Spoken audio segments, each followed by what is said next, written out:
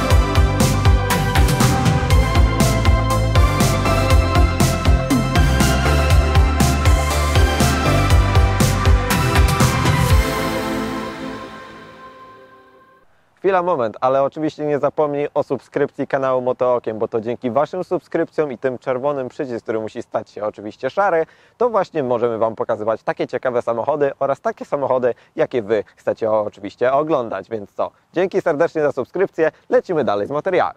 Renault Koleos, czyli koreańsko-francuski samochód. Dlaczego koreańsko? Samochód, jakim jest Renault Koleos, Renault postanowiło, że będzie produkować w Korei. Ten samochód także występuje pod logiem Samsunga. Tak, Samsunga, którego znacie najczęściej z telefonów, pralek lub innego AGD. Tak produkuje także samochody. Dokładnie dział Samsung Car Automotive produkuje samochód, jakim jest właśnie Koleos, pod znaczkiem Samsunga i wtedy występuje on w Korei Południowej jako właśnie model QM6. Tak samo Talisman też występuje jako pewien model. Co prawda w tamtym roku Samsung postanowił, że już dalej nie będzie produkować samochodów i tak pozostało tylko oto Renault Koleos. W Europie nie wszystkie kraje sprzedają Renault Koleosa. W naszym polskim kraju jednak Koleos jest oferowany w sprzedaży. Co prawda może nie w pełnej specyfikacji, ale jednak jest. Renault Koleos, czyli przedstawiciel naprawdę dużego segmentu, jeśli chodzi o SUV-y. Tak, bo właśnie Koleos ma być tym jednym z największych. Co prawda w dzisiejszych czasach w gamie Renault pojawił się S-Pass, jeśli chodzi o crossovery, bo został podniesiony i nie jest już do końca minivanem, więc teraz jednak jest troszeczkę większy niż Koleos. Co prawda Koleos jest najbardziej tradycyjnym właśnie takim elementem, jeśli chodzi o gamę modelową, właśnie dla dużych rodzin, duży samochód i właśnie także w wersji SUV. Co my tutaj mamy? Nasza wersja specyfikacyjna to jest wersja Initiale Paris, czyli edycja limitowana, jeśli chodzi właśnie o Koleosa. Mamy tutaj bardzo ładne dodatki, więcej chromu, a także bardziej luksusowy styl wnętrza i także pokazuje to, że ten samochód staje się bardziej taki dystyngowany. Mamy także wyposażony nasz egzemplarz w bardzo ładny kolor, taki granatowy, z czego to nie jest taki ciemny granat, który wpada już w cień, tylko taka bardzo ładna i jeszcze niebieska edycja granatu. Co prawda ten kolor Savage nie jest już dostępny i nie jest oferowany na rynku polskim. Nie da niestety się go zamówić, a szkoda, bo ten lakier wygląda naprawdę prześlicznie. Co prawda pozostały takie bardziej podstawowe kolory, jak taki biały, perłowy, czarny i tak dalej, ale ten niebieski kolor robi naprawdę niesamowitą robotę. Z takich elementów charakterystycznych, no to nie można tutaj wspomnieć oczywiście o światłach. Światła typu LED Pure Vision, czyli znane już oczywiście z Renault, bardzo dobre i dobrze świecące w nocy, także właśnie światła, jeśli chodzi o technologię LEDową. Nie są to światła matrycowe, bo jednak Koleos to nie jest najnowsza generacja, tylko już trochę parę lat jest. Charakterystyczne są te światła oczywiście przez te wyciągnięte wąsy, jeśli chodzi właśnie o zderzak. Duży samochód, duże gabaryty, zobaczcie na to, bardzo duża maska, dużo przetłoczeń, a także i sama długość samochodu to jest także spora wielkość. 4,6 metra długości i rozstaw osi na poziomie 2,7 metra. To oczywiście są już spore wartości, jeśli chodzi o właśnie tą klasę SUV, ale porównywalne na przykład z Hondą CR-V czy paroma jeszcze innymi konkurentami, właśnie z takimi, jakimi konkuruje właśnie Koleos. Czas na koła i ogumienia. Jeśli chodzi o wersję wyposażenia, mamy także 3 wersje wyposażenia Koleosa i różnią się także felgami. Najtańsza wersja wyposażenia, czyli Equilibre, zaczynacie od 18-calowych kół, a oraz wersja Techno posiada za dopłatą 3000 zł możecie dokupić sobie już felgi o rozmiarze 19 cali, które naprawdę bardzo dobrze wyglądają właśnie w tym pakiecie Techno. Jeśli chodzi o wersję Initiale Paris, którą mamy oczywiście jako edycję limitowaną, macie także limitowane koła, które są specjalne dla tej wersji. Jeśli chodzi o ogumienie, jesteśmy wyposażeni tutaj w Continentale Eco Contact 6 o rozmiarze 225×55, więc jeśli chodzi o wysokość tej opony, jest także jej sporo, co dzięki czemu możecie także uświadczyć większy komfort, jeśli chodzi o resorowanie właśnie Koleosa. Koleos jako przedstawiciel SUV-u posiada 19 cm prześwitu, jeśli chodzi właśnie o prześwit pomiędzy podłożem. Jest to dosyć spora wartość, co prawda nie jest tak duża, jak potrafi oferować już Renault, ponieważ Arkana, która jest teraz takim dosyć mocnym bestsellerem, jeśli chodzi o Renault, posiada 21 cm. Dacia Duster posiada 21,7 cm, więc Renault Koleos wydaje się dosyć niewielkim prześwitem, jeśli chodzi o ten segment. Co prawda to jest typowy segment właśnie dużych SUV-ów i w większości inni producenci także posiadają 19 cm prześwitu. Skąd się w ogóle to wzięło? Dlaczego 19? Dlatego, że Nissan X-Trail i Renault Koleos to jest jeden ten sam samochód, jeśli chodzi o płytę podłogową. Napędy, a także i płyta podłogowa zastosowana, a także i prześwit są identyczne właśnie między Nissanem X-Trailem trzeciej generacji, a Renault Koleosem drugiej generacji. Co słychać z tyłu nadwozia Koleosa? Tutaj dosyć dobrą robotę zrobili styliści. Po pierwsze, przywędrowały tutaj dosyć długie światła, które znamy już z Renault Megane czwartej generacji, bo właśnie to w Megance zapoczątkowały erę właśnie te światła. Długie światła z bardzo długim światłowodem, ładnie narysowane klosze i łączące się praktycznie przy samym znaczku Renault, które właśnie rozdziela te dwie lampy. Bardzo ładnie jest to narysowane. Do tego spora lotka, jeśli chodzi o górną część nadwozia. Dolna część zderzaka jest także lekko ozdobiona, jeśli chodzi o chromy. Oczywiście to jest element pakietu także Initiale Paris, żeby te chromy także były. Mamy także taki ładny element w formie takiego posrebrzanego plastiku, a także właśnie atrapy wydechów, które właśnie ten chrom lekko podkreśla. Dlaczego atrapy wydechów? Dlatego, że w większości Renault Koleos jest sprzedawany także z dieslem, a diesel musi mieć oczywiście skierowaną do dołu końcówkę rury wydechowej, więc tak to właśnie wygląda. Mamy niestety takie atrapy. A co może zamieszkać pod maską Koleosa? Mogą zamieszkać tam dwa silniki, a jeśli chodzi o różne konstrukcje. Możecie mieć silnik benzynowy o okolicach pojemności 1.3. To jest słynny silnik Renault, który ma dosyć dobrą renomę. Posiada wtedy 158 koni i jest połączony z bardzo dobrą skrzynią automatyczną 7 EDC.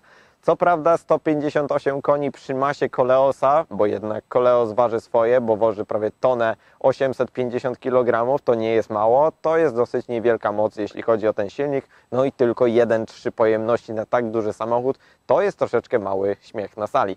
Jeśli chodzi o naszą wersję wyposażenia, mamy tutaj diesla, czyli drugą opcję, jeśli chodzi o gamę silnikową, Renault 2.0 DCi, czyli popularny francuski diesel. Co prawda spodziewalibyście się tutaj pewnie jakiejś miękkiej hybrydy, co prawda byście się tu spodziewali jakiegoś silnika elektrycznego, cokolwiek z nowożytności, no właśnie nie. Ten silnik po prostu jest tradycyjnym silnikiem diesla o pojemności 2 litrów, mocy 184 koni, 380 Nm macie do dyspozycji pod prawą stopą i jest to połączone niestety ze skrzynią automatyczną CVT zwaną X-Tronic. No i to właśnie najbardziej zabija ten samochód, ta automatyczna skrzynia CVT.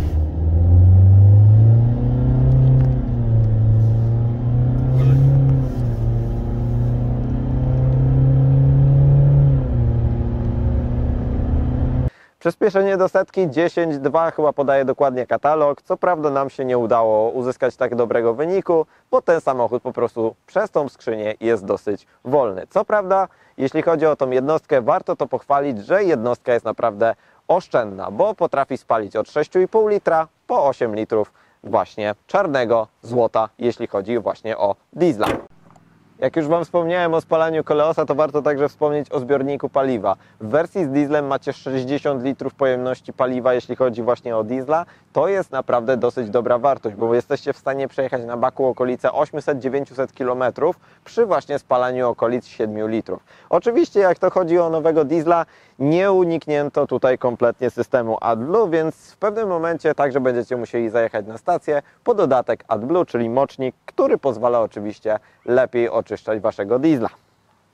Koleos jako przedstawiciel dużych SUV-ów musi także być dosyć praktyczny, w końcu rodzinę musicie gdzieś spakować. Jeśli chodzi o bagażnik, oczywiście w wersji Intiale Paris macie także już elektryczną klapę, co prawda występuje ona oczywiście także w niższych wersjach wyposażenia, dosyć szybko także unosi się do góry, więc za to plus. Łatwa roleta, za którą możecie sobie złapać, jest przyjemna także do odsunięcia. Jeśli chodzi o pojemność bagażnika, 579 litrów podaje Renault, jeśli chodzi o oczywiście już ze wszystkimi możliwymi schowkami. To jest naprawdę dobra wartość, jeśli chodzi o takie dużego SUV-a, porównywalna dosyć także z konkurencją. Jeśli chodzi o praktyczność tego bagażnika, to macie także tutaj jedną taką wnękę, z drugiej strony jest także taka sama wnęka i także złącze 12V, jeśli chodzi o jakąś lodówkę turystyczną, także się znalazło. Podświetlenie bagażnika jest dosyć mizerne, bo macie niestety jedną i drugą stronę podświetlaną przez tradycyjne żarówkowe lampeczki, więc dosyć ciemno jest, jeśli chodzi o wieczorną scenerię w tym bagażniku.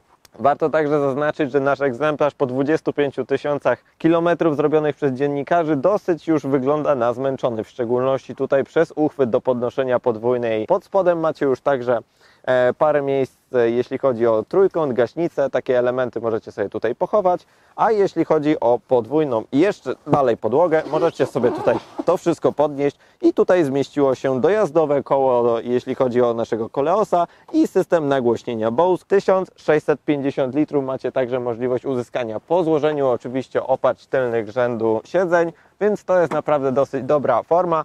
Co prawda Koleos jest starszym przedstawicielem takiego typu samochodu, więc dzielenie kanapy macie w standardowej wersji 60:40. Ale jakąś małą szafę, lodówkę czy inne jeszcze jakieś przedmioty spokojnie Koleos pomieści bez żadnego problemu.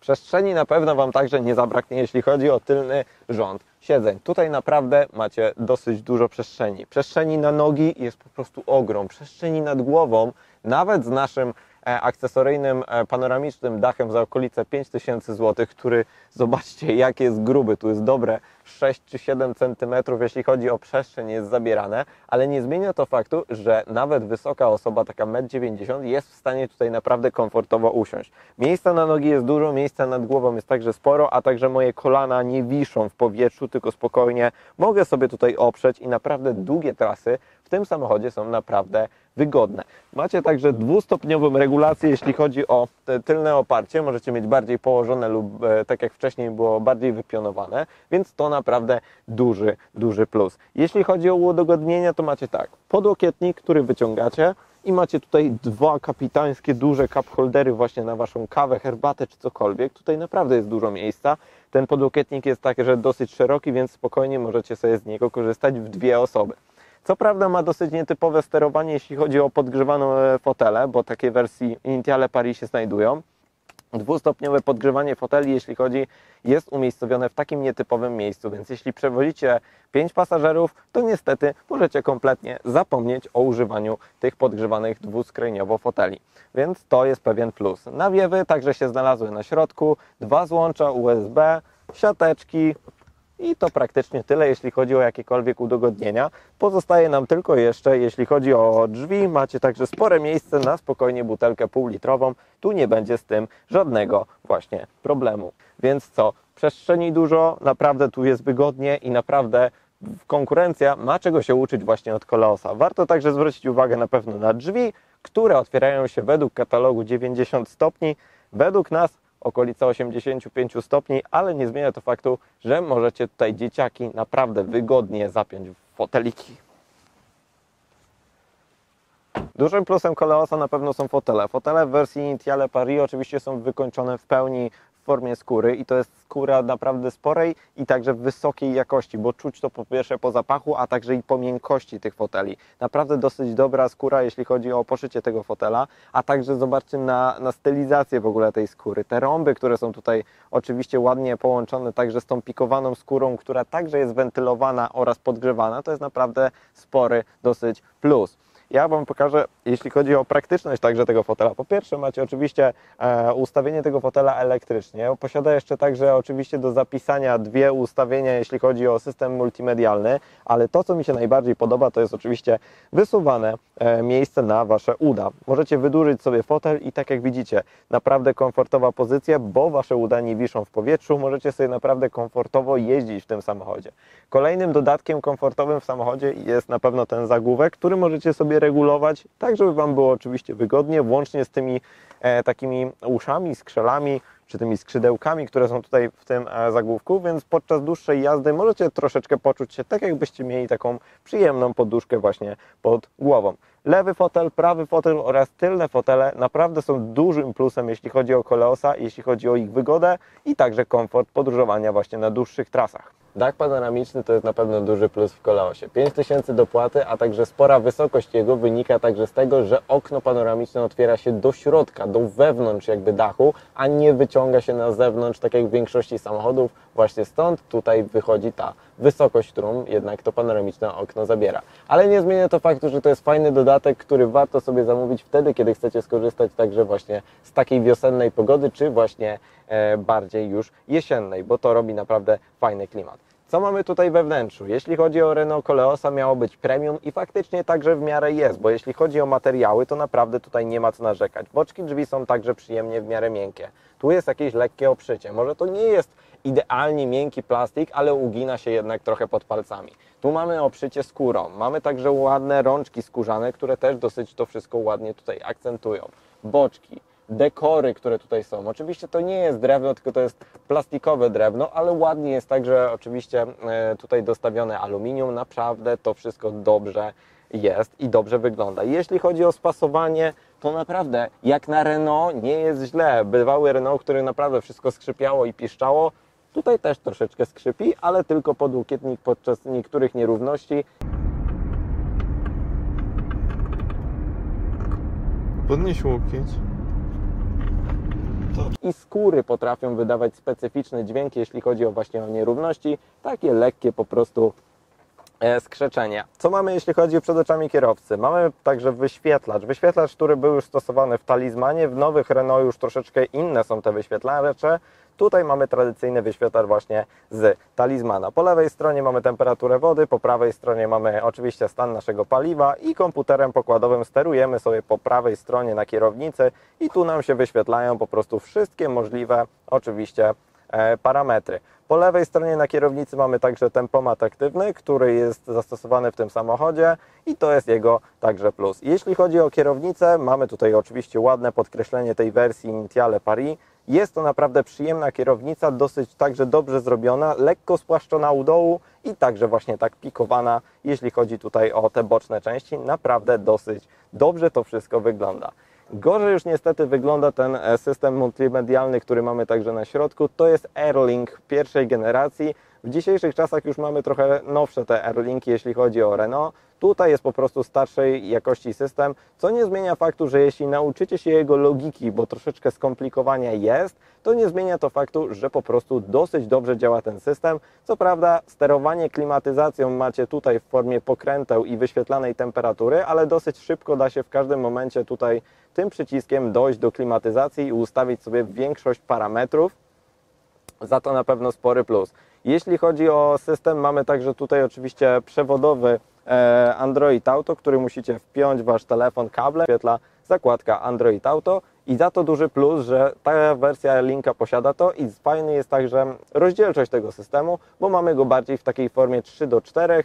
niż właśnie 16:9. Dosyć dobrze to działa i tutaj na pewno spory za to plus. Usłyszeliście już lekko także audio. Mamy także nagłośnienie w wersji Initiale Paris, mamy nagłośnienie Bose. Jeden z lepszych systemów grających, jakie słyszałem właśnie w Renault. Bardzo fajny, bardzo także szeroka scena muzyczna i przyjemny, głęboki bas. Nie taki dudniący, tylko naprawdę przyjemnie grający, właśnie taki sprężysty bas. Sterowanie macie także tutaj oczywiście fotelami, podgrzewanie, tutaj macie wentylowanie, wyłączenie start-stop oraz macie także jeszcze system autonomicznego parkowania, który już znamy oczywiście z wszystkich Renault. Kołyskowy przycisk, który jest do włączenia tempomatu aktywnego lub ogranicznika.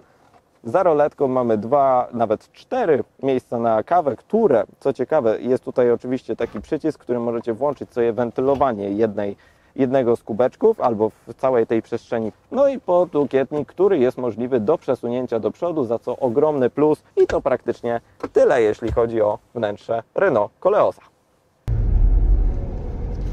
No to co, wchodzimy do Koleosa i zaczynamy jazdę. Jak się jeździ tak dużym SUV-em od tej francusko-koreańskiej nawet, francuskiej marki właśnie premium. Jeśli chodzi o Koleosa, Koleos to jest taki samochód, który nie nastraja kompletnie do szybkiej jazdy. To jest samochód, który po prostu chce i tak robi, żebyście jechali jak najpłynniej, jak najbardziej komfortowo i to właśnie jest jego zadanie. W tym samochodzie macie odpoczywać i tak w większości właśnie jest. Układ kierowniczy, który jest tutaj zastosowany, jest w miarę fajnie responsywny, bo nie można mu odmówić precyzyjności i w miarę responsywności. Co prawda zobaczcie, jaki ma luz. Dopiero wtedy zaczyna reagować zawieszenie oraz buda. Ale to jest efekt tego, że po prostu zawieszenie jest także dosyć komfortowe. Tak, bo jadąc ładnie płynną oczywiście drogą asfaltową, jedziecie tak, jakbyście sunęli po prostu po wodzie. Płynny ruch, jednostajny i to mi się podoba, bo komfort w tym samochodzie jest naprawdę duży. Duży jest dla pasażerów z tyłu, a także dla Was. W tym samochodzie naprawdę odpoczywacie na dłuższych trasach, takich jak autostrada i także jest w miarę w nim cicho. Cisza w tym samochodzie to jest na pewno jego duży plus. Cisza, jeśli chodzi o wyciszenie kabiny, względem otoczenia naprawdę to jest ogromny plus z Koleosa, bo tu jest po prostu cicho i także nie słyszycie diesla. My jedziemy 70 km na godzinę i praktycznie w ogóle nie słychać z tego diesla, nie słyszycie żadnego klekotu, a przypominam, 2-litrowe francuskie DCI jest dosyć także słyszalne. Dzięki temu, że jest maska dosyć dobrze wyciszona i gruć, w tym samochodzie jest po prostu cicho, komfortowo, a także i przyjemnie. Zawieszenie nie lubi zbytnio takich dosyć dużych nierówności. Wtedy zaczyna stawać się troszeczkę zbytnio za sztywne. Ze względu na to, że masa Koleosa to jest jego dosyć duży wróg. Wróg ze względu na to, że masa w dieslu to jest 1845 kg. Oczywiście już z kierowcą na pokładzie. A jeśli chodzi oczywiście o wersję benzynową, 250 kg jesteście lżejsi. Co prawda macie wtedy raptem malutki, niewielki silnik, który dosyć ciężko będzie to napędzał, ale nie zmienia to faktu, że 250 kg dodatku, jeśli chodzi o przednią oś Koleosa, to jest dosyć dużo w wersji dieselowej i to czuć właśnie w zawieszeniu, że on jest przygotowany na to, że jest dosyć ciężki.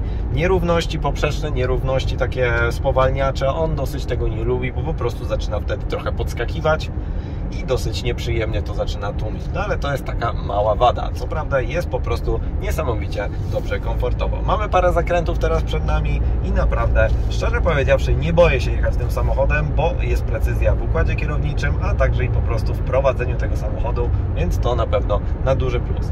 Przejdźmy do dużego minusu. Silnik, jeśli chodzi o samą konstrukcję Renault, to jest dosyć dobry silnik, nie jest zbytnio mocno awaryjny. Co prawda ma swoje bolączki w formie połączenia tego z tą skrzynią. Moc silnika 185 koni to jest naprawdę wystarczająca moc, żeby ten samochód napędzić, ale skrzynia CVT, kto z Francuzów wpadł na ten pomysł, żeby CVT tutaj wpakować, to była naprawdę zła decyzja. Naciskacie pedał przyspieszenia, jak orkiestra dęta zmienia niby wirtualny bieg i zaczyna przyspieszać. Co prawda przyspieszenie w tym samochodzie to nie jest jego mocna strona, bo okolice 11 sekund do pierwszej setki i to z napędem 4x4, który troszeczkę chociaż to polepsza.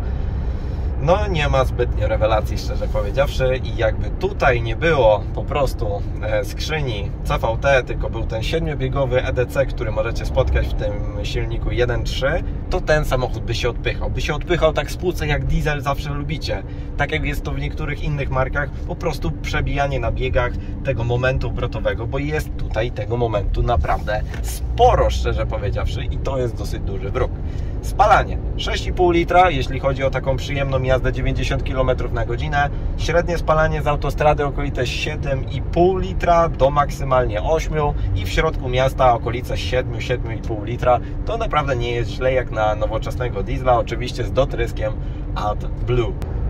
Jeśli chodzi o pewną wadę Koleosa, na pewno wadą jest jego tempomat aktywny. Aktywny tempomat najczęściej służy do tego, żebyście przyjemnie, komfortowo jeździli także w trasie. Niestety Koleos ma trochę starą generację tego tempomatu i potrafi, jeśli chodzi o ten tempomat, przyjemnie go zapina i oczywiście utrzymuje tą odległość, ale dosyć czasem potrafi jednak poszarpać i problem ma z lekką oczywiście tolerancją, jeśli chodzi o odległość.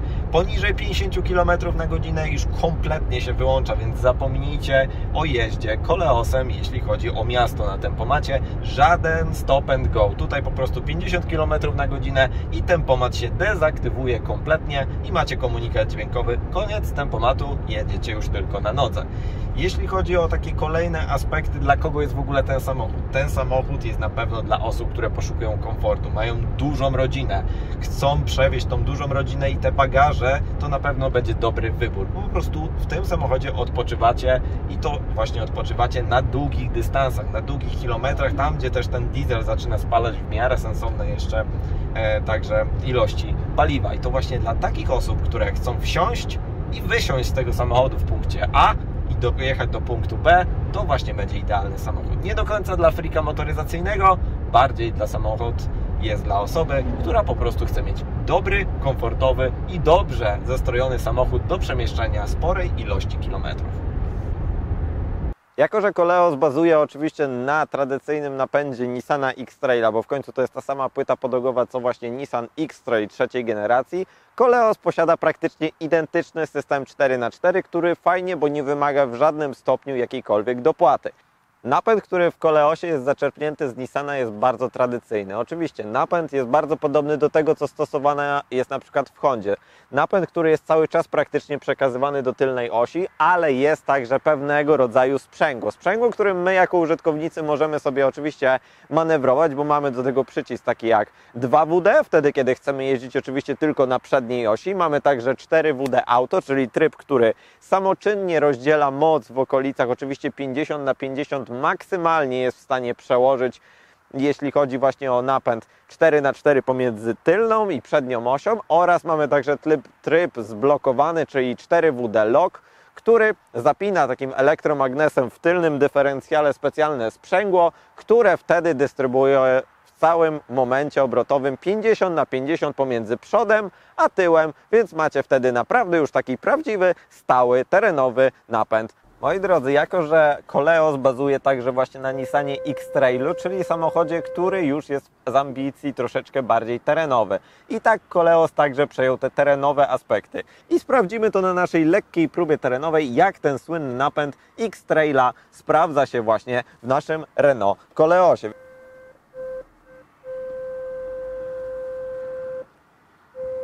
Teraz w tym momencie 100% nam przenosi naprzód. Ja się teraz specjalnie zatrzymam, żeby też zobaczyć, jak to wygląda w takiej sytuacji. Dodaję gazu i w trybie 4WD Auto jesteście w stanie w miarę wyjechać. System sobie przerzucił pomiędzy oczywiście przednimi a tylnymi kołami. Okolice 85 i 15% momentu obrotowego jest przenoszone wtedy na tył i taką przeszkodę jesteście w miarę w stanie jeszcze także przejechać, ale macie jeszcze tryb lock, więc sprawdzamy, co się stanie, kiedy załączymy tryb lock. Zobaczymy, jak zmieni się płynność tego systemu względem tego, co zaproponował nam 4WD Auto. Już widać, że w ogóle inaczej ten system pracuje. 50/50 jesteśmy w stanie się wczłapać i w ogóle inaczej koła pracują, jeśli chodzi o... Teraz widzicie, co się dzieje. lekko koło dohamowane zostało to, które miało oczywiście mniejszą przyczepność, przeniesienie trakcji na to koło, które miało tą przyczepność i faktycznie ten napęd pozwolił nam wyjechać z tak niepewnej opresji, jaką właśnie była ta przeszkoda terenowa. Myślę, że Koleos będzie nawet dobrym terenowym lekko samochodem, potrafi także troszeczkę więcej niż przeciętne jednak SUV-y, więc za to konkretny plus, ale to przez to, że jest na bazie X-Traila. No to co, moi drodzy, koniec jazdy testowej, zobaczymy, co faktycznie oferuje Koleos i w jakich to pieniądzach, bo w końcu jednak budżet nie jest elastyczny, jeśli chodzi o ten samochód. Najtańszego Koleosa w tym momencie możecie dostać oczywiście silnikiem 1.3 w wersji Equilibre, tak się pięknie to nazywa, okolice 137 tysięcy złotych. Następna wersja oczywiście już jest w okolicach 167 tysięcy złotych. Jeśli chodzi właśnie o tą naszą wersję Initiale Paris, 167 900 zł musicie wydać na wersję z silnikiem 1.3. I teraz chyba Was najbardziej zasmucę, bo dopłata do silnika diesla, czyli takiej opcji, jaką my mamy na pokładzie, to jest dopłata w wysokości prawie 30 tysięcy złotych. Tak, 190 tysięcy złotych kosztuje wersja Initiale Paris, czyli już naprawdę bardzo bogato wyposażony samochód z silnikiem diesla i tą skrzynią CVT, która jest chyba tutaj jedną z największych bolączek. 190 tysięcy złotych oczywiście to nie jest koniec jeszcze, jeśli chodzi o konfigurator, bo nasz samochód jest wyposażony w ten specjalny lakier za 3000 złotych, do tego okno panoramiczne 5000 złotych, pakiet zimowy, który jest chyba jednym z najfajniejszych pakietów, czyli wentylowane oraz ogrzewane fotele w środku oraz przednia szyba, która posiada także podgrzewanie, o tym Wam zapomniałem wspomnieć, to jest koszt okolicy 2000 zł. Koło dojazdowe, jeszcze kolejne 7000 zł i tak oto sympatycznie żeśmy przebili 201 tysięcy złotych, jeśli chodzi o egzemplarz Koleosa, który stoi właśnie obok mnie na naszym planie filmowym. Czy to dużo, czy to mało? Szczerze powiedziawszy, to nie jest taka zła cena, bo Honda CR-V, która jest praktycznie bardzo podobnym samochodem i także tak generacyjnie także podobnym samochodem, co prawda posiada układ hybrydowy, ten samochód posiada układ diesla, jest droższa okolice 5-6 tysięcy złotych, więc cena najnowszego Koleosa nie jest taka zła jak na dzisiejszy rynek. Czas to wszystko podsumować. Koleos to jest naprawdę bardzo dobry, rodzinny, duży, komfortowy samochód z ciekawym napędem, jakim jest jednostka diesla. Co prawda posiada minimalną bolączkę, jeśli chodzi oczywiście o tą skrzynię CVT, ale nie zmienia to faktu, że jest naprawdę przyjemnym samochodem, który zobaczcie jak wygląda, a także jak wygląda w tej pięknej scenerii. Niczym jakbyście mieli przywieźć francuskiego prezydenta właśnie takim oto Koleosem. Ekskluzywnie i przyjemnie i to naprawdę jest dobry samochód. Co prawda szkoda, że ich tak mało jeździ jednak na polskich drogach. A ja Ci serdecznie dziękuję oczywiście za obejrzenie tego materiału. Nie zapomnij oczywiście o subskrypcji kanału Motookiem, bo to dzięki Waszym subskrypcjom jesteśmy w stanie się dalej rozwijać i pokazywać Wam coraz ciekawsze samochody. Łapeczka w górę oczywiście, jak materiał się spodobał. Udostępnijcie oczywiście też ten materiał, bo może ktoś z Waszych znajomych poszukuje takiego samochodu, jak jest ten Koleos, albo jeszcze na przykład jakiś inny, który także znajduje się na naszym kanale. Dziękuję serdecznie. Tutaj macie oczywiście naszego Instagrama, Facebooka i widzimy się w kolejnym materiale. Dzięki, cześć!